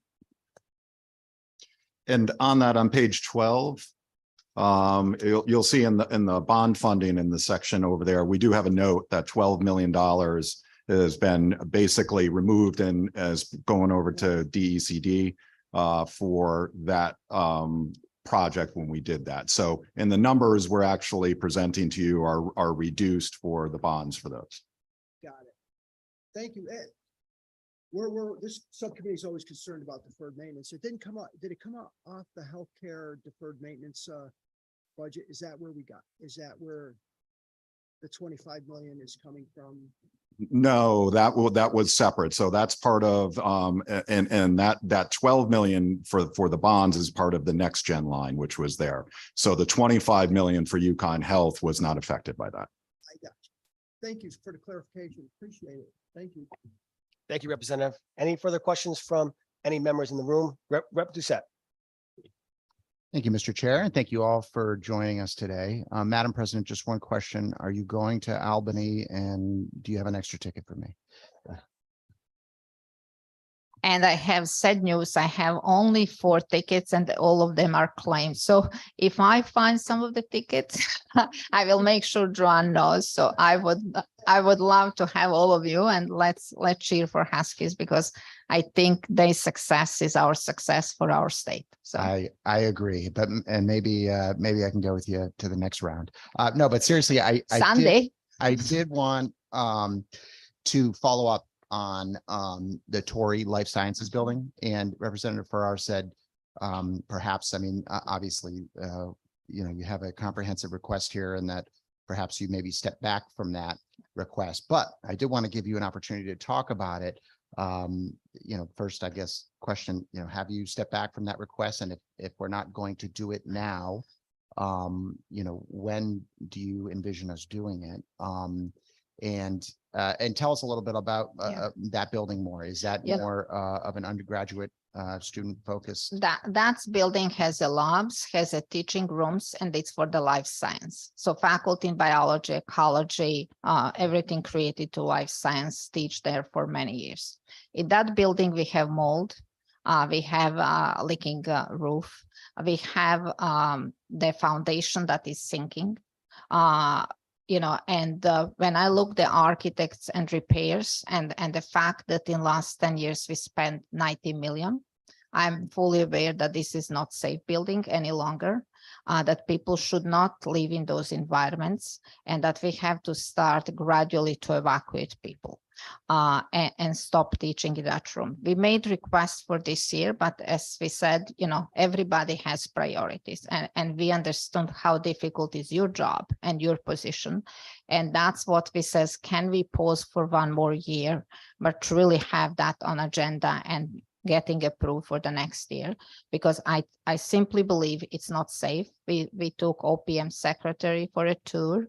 He agrees with us it's not safe. We took many of you for the tour of that building. You all agree it's not safe.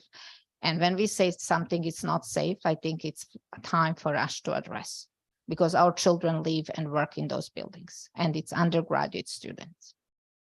No, I agree. And I don't want to lose sight of that. And I understand there are other priorities, but I don't want to lose sight of that, especially as you said, it is, student focused undergraduates, and we need to invest in it at some point. I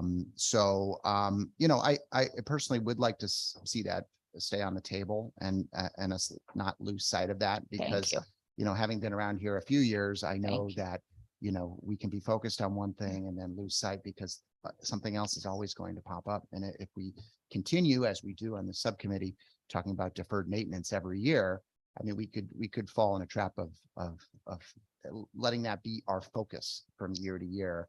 And again, not looking forward at some of our larger needs that we can push off. So I appreciate that. And I'm going to be looking closer at that, and would appreciate any other information.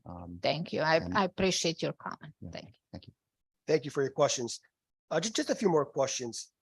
Have the additional funds added the 25 million in fiscal year 22 for capital projects at the healthcare center? What have they been used for? So for that, they're all labeled for deferred maintenance for it. So again, these are not the large attractive projects that we have going, but to give you an example, they're used for the building exteriors, so caulking, roofs, windows, things like that, just to make sure that water penetration and things like that don't happen. They're used for our exterior, so parking lots, retaining walls, and a lot of different items just to maintain the actual campus. And then on the interior structure, we do have some requirements for either safety or code compliance that we're doing, but a lot of it is, Dr. Liang did mention for the lab, HVAC, plumbing, electrical. A lot of this is original items from back when it was built in the 1970s. So going through those and just making those repairs and updates and everything like that, it's a huge list that we actually have a facility assessment report, and we're going through there and it's prioritized. Of course, the things that break go to the front. But after that, we have a prioritization list that we're just basically it's $300 million that we're trying to check off each year as we go through them. Thank you for the response. Any further questions? And there's none online. Madam President, we thank you very much. And on behalf of the 24,000 students at attend your university, we know that they're in good hands. And thanks for your office always being so accessible to all of our members. We look forward to working with you in the future. Thank you. And I appreciate you and your support. Thank you. Thank you.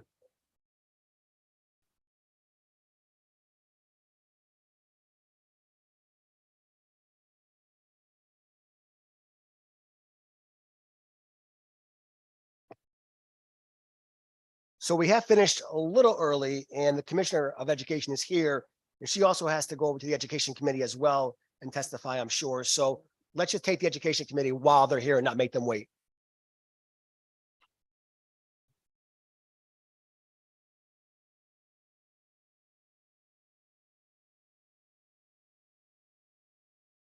Commissioner, thank you so much for being here with your staff. We appreciate it. Thank you very much for, I'm trying to be in two places at the same time. We understand. So.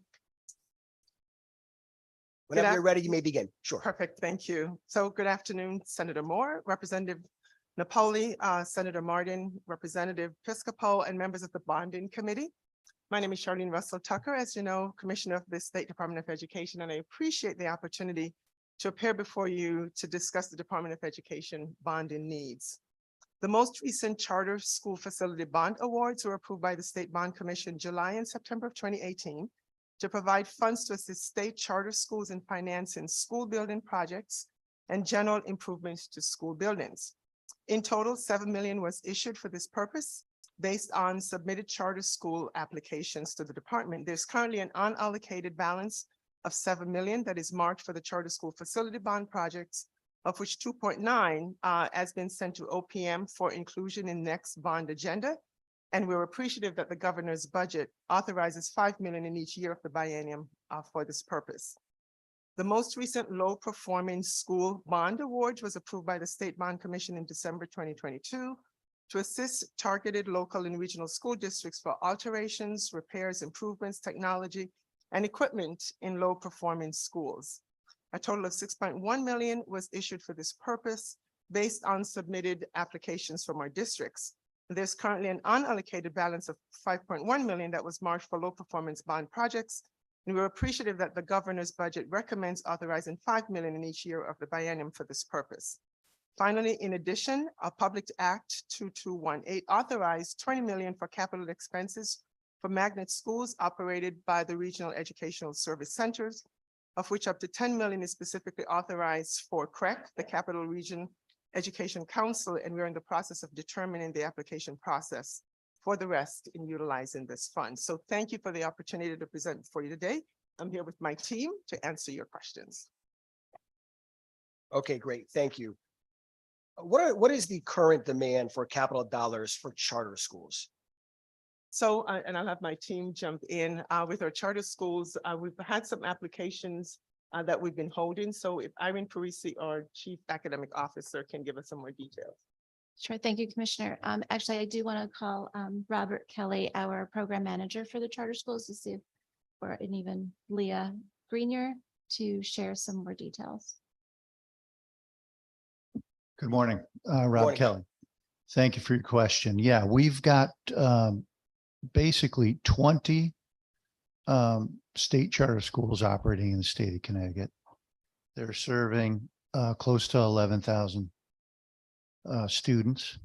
And, you know, they receive a per pupil from the state of Connecticut that in essence, the schools use for both the operation of the school and their plant operations and capital funding to keep those buildings up or purchase new buildings or make improvements. So when we looked at the last round of applications, we received roughly 10 applications totaling over $12 million.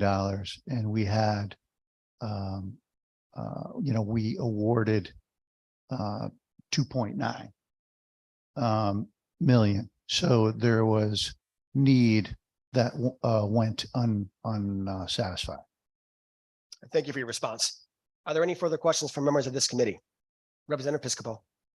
Thank you, Mr. Chairman, and Commissioner, welcome. Thank Good to you see very you. much.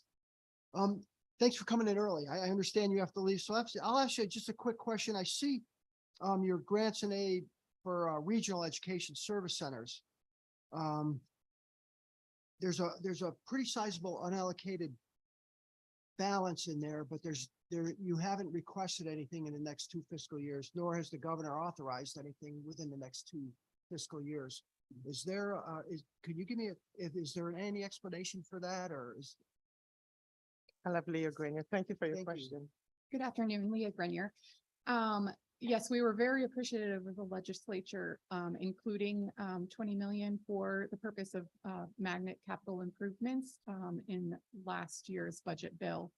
And we look forward to working with the legislature to understand the intent of what that funding was for and in order to get it out to the schools. Thank you. And that's magnet then, when we see regional educational services, that's for the magnet system. Magnet schools. Yeah. Okay, thank you. Thank you. Thank you, Representative. Co-chair Senator Moore online has some questions. Senator? Thank you, Mr. Chair. Thank you, Commissioner, for your presentation. I just have a question regarding the charter school.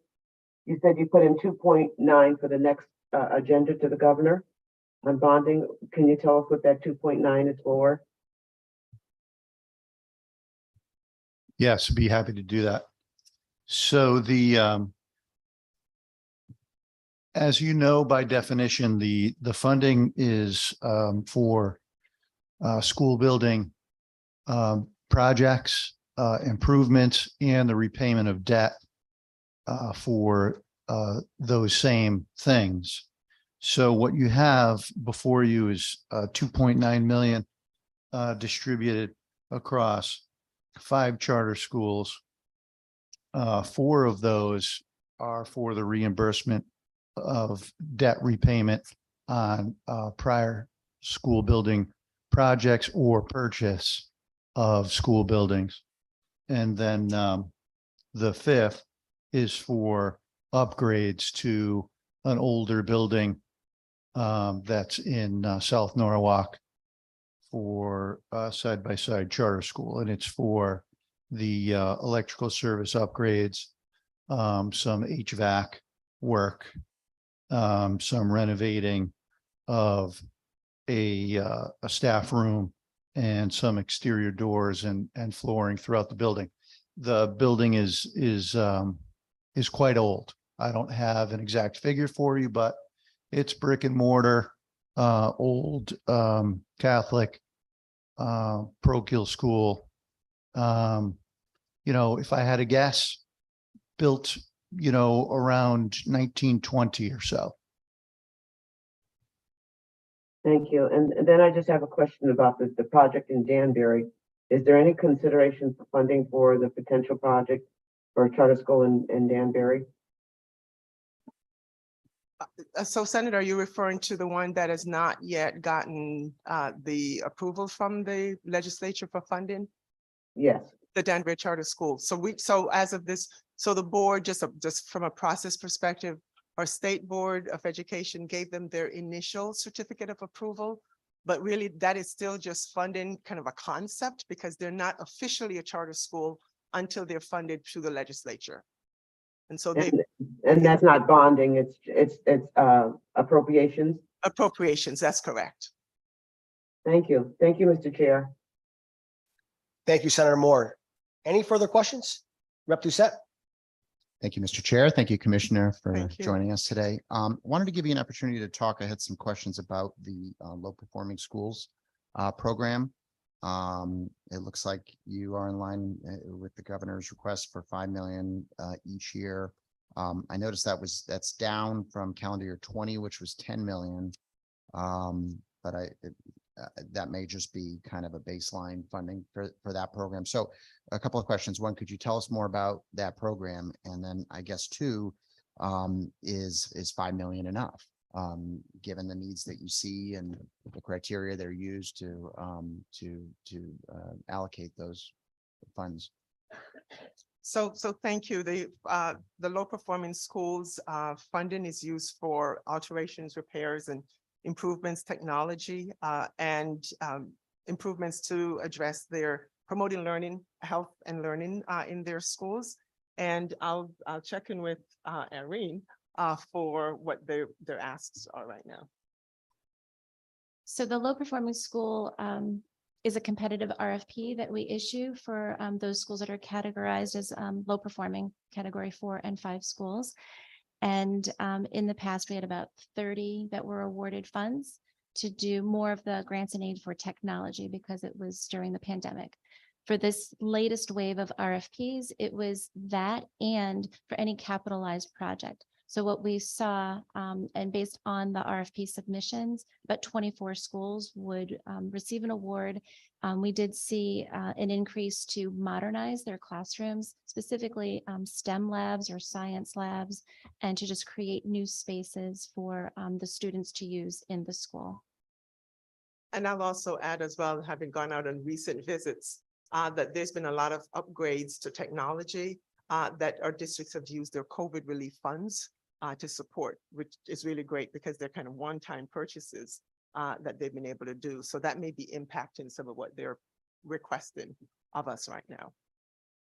No, thank you. And I noticed too, when you said technology and laptops during, I noticed that one of the schools in one of the communities I represent is on there, and I can recall, I think that being utilized then and being a great need for us then.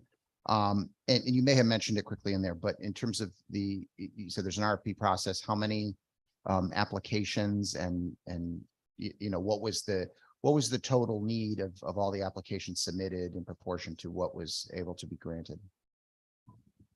I'm sure. So there were 24 applications. So essentially based on the funding that we had, all districts will essentially receive what they requested.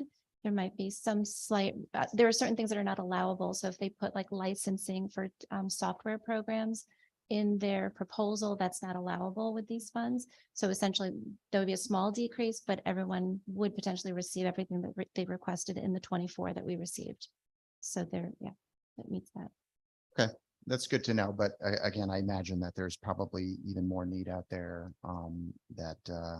that we could be funding, and that this program might be a good way to do it outside of some of the other funding mechanisms that we have, which are I think probably more cumbersome for our districts to navigate. So no, it sounds like a very worthy program that we want to continue to support. Thank you. Thank you, Mr. Chair. Thank you for the questions. Representative Farr. Thanks, Chairman. Hi, all. I just have a question a little bit to follow up on the magnet school capital funding that we had specifically approved on the subcommittee and certainly went forward as a part of the full budget and bonding approval. And I heard in the prior question referenced that there was confusion around legislative intent. Can you kind of elaborate on that, what you're referring to? Not so much confusion, just it was a new source of funding that we hadn't worked with the governor's office or the legislature to request. And so it's just kind of a new pot of funding for magnet school capital improvements that we'd like to understand kind of where the legislature was thinking the needs were and kind of work with you to better know what was intended purpose. So are you all pursuing a process in order to understand what those priorities were? So this program can kind of get up and running with the implementation of the funds? Yeah, we'll speak with OFA to see what they might have to say, and we'll work to get RFPs out. Okay. What's the timeline that you all are pursuing for that? ASAP.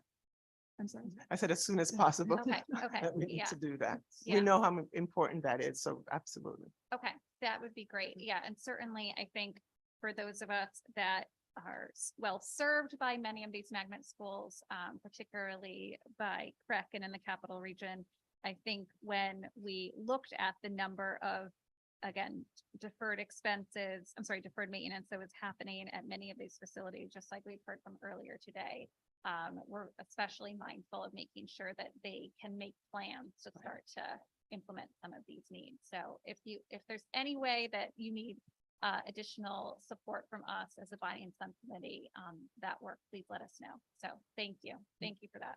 Thank you. Thank you, Representative. Senator Wong. Thank you, Mr. Chair. And I just want to be quick and brief and recognize the hard work your entire department has undergone. It's been a tough 3 years and there's tremendous challenges. And I want to thank the leadership of the commissioner and all of your staff. That's all. Thank you, ma'am.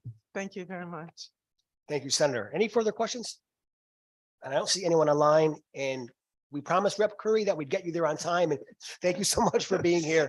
We Thank you appreciate all. all the good work that your group does, and your staff is so accessible. Laura is great. She is an asset for the entire General Assembly, so we thank you very much. And thank you all very much. I always close by saying you all represent 513,513 students across the state. So thank you for all that you do to support all of them. Thanks again.